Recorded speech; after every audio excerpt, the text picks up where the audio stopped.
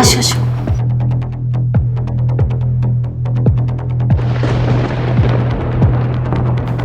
ভাই আসসালামু আলাইকুম। ওয়ালাইকুম আসসালাম। তুমি এসে পড়ছো?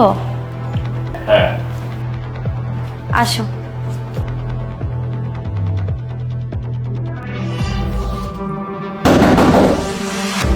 কি ব্যাপার, ভাই চলে আসলো? মা বসো, আমি দেখতেছি।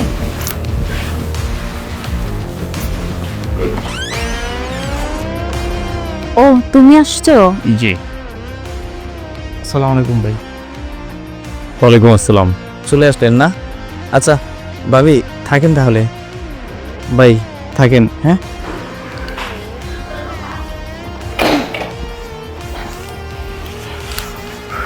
দূর, একটা রাখো। তোমার সমস্যাটা কি? কি সমস্যা?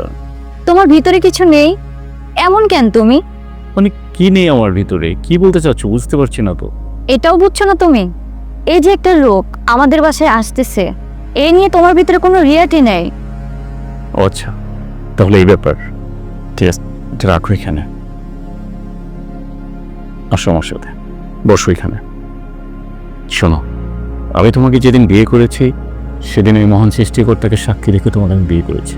আর তুমি যদি কোনো রকম আমার বিশ্বাসের অমর্যাদা করো না, সেটার জব তুমি তোমার খোদাকে দেবে।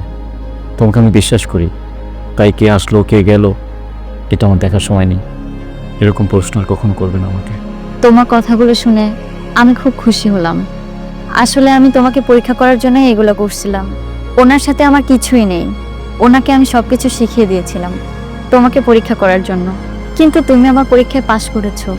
আমার কপালটা অনেক ভালো, তোমার মতো একজন জীবনসঙ্গী পেয়েছি। ঠিক আছে, চলো।